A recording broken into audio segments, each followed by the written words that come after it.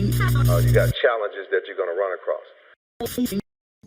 No, I was in New Jersey. I was at the headquarters, where Lucid was headquartered, and I worked all over New Jersey, Warren, New Jersey, Somerset, New Jersey, Baskin Ridge, all over, which were old AT&T sites, now turned Lucent. And that took some getting adjusted to. You know, you're a good Southern boy moving around, and you get up to the north. And I remember that first meeting, and we had a lot of meetings because the first 3 to 4 weeks was really about training.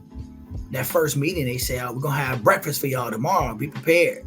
So I didn't stop and get any food and didn't make any breakfast.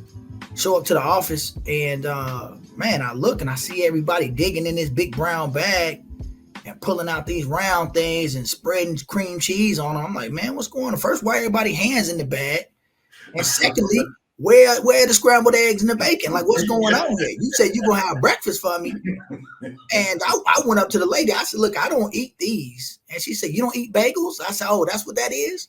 You know, I mean, you coming from the South, man, that wasn't what you did. You were looking for the cook. I'm looking for the cook, man. Pancakes, scrambled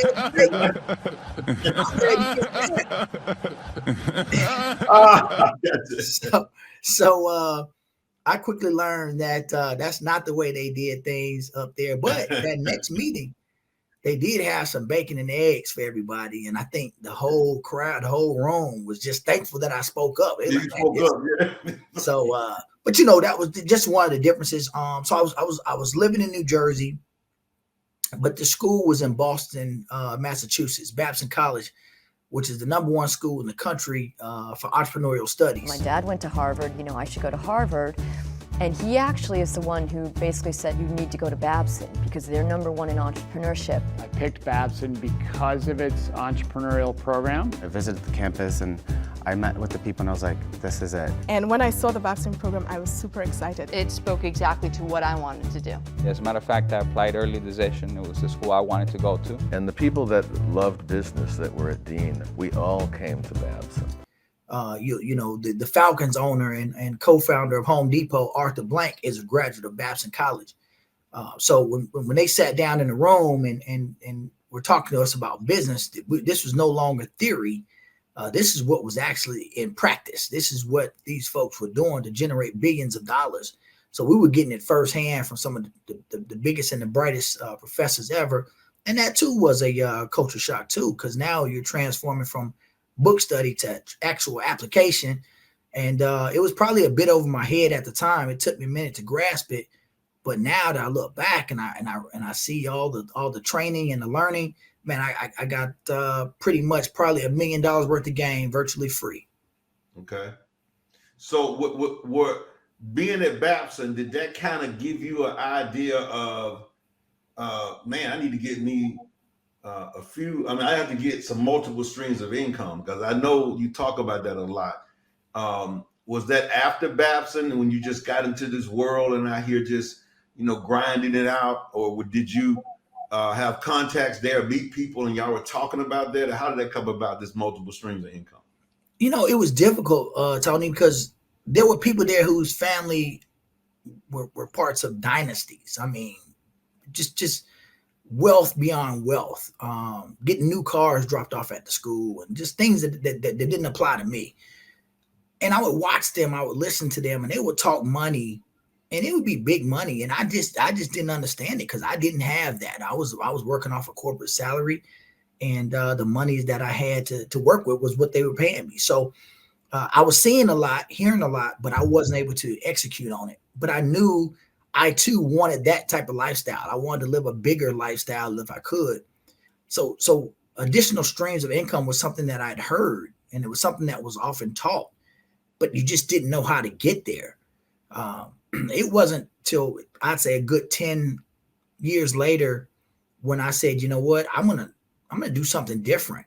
I know it's on my business card, but that doesn't pay me outside of my business. You know, if I have financial analysts on my business card and you're Tony Fleming and you have an opportunity for me, unless you need a financial analyst, you're not going to bring that opportunity to me. So I quickly realized, hey man, maybe don't be so proud and so quick to throw out your business card to prove to somebody you have a good job. prove to somebody that you're worthy of a good opportunity. And that's where the multiple streams of income came. But that was probably 10 years later when I started my motivational speaking company and then started writing my books. And at that point, I realized, wow, I can make money doing other things. You know, I still had this corporate check, but look at all these people that are buying these books online, or all these people that are supporting me when they come to my my speeches. That's where the multiple streams of income came in, and I quickly understood and realized that when one thing was down, that other stream could pick it back up, provide a way for you to pay off debt, pay off expenses, or maybe take a nice trip or do the multiple streams of income was allowing you to live life in a different way. Mm-hmm. You know, listening to you again, you know, we kind of went down that same path. And, you know, when I think about it, I think about some of the challenges I had with that thought process. I think it was great that I had that thought process and start creating certain streams. But I also realized that most people don't think that way because, you know, you're natural born. I don't know if you're natural born. I believe you are like a natural born salesperson. You just got that in you. Everybody doesn't have it. You know, it's amazing now how many people are online and social media now are call themselves, you know, entrepreneurs, and they call themselves, you know, it's like I don't say a fad, but trend now where people are using that term and throwing it out there. But I remember before that, you know, you were in sales and you talked about sales around some of your friends, they kind of thought, wait, hold on, this guy, he's kind of slick or something. How you going, you can't make a living doing that kind of stuff. You know what I'm saying? I remember, I actually remember when I left AT&T and actually started a business. And my mother almost had a panic attack, man. She said, what are you doing? You know what I'm saying? She's like, you got that great job at AT&T, and, you know, I done passed out all your business cards in the neighborhood.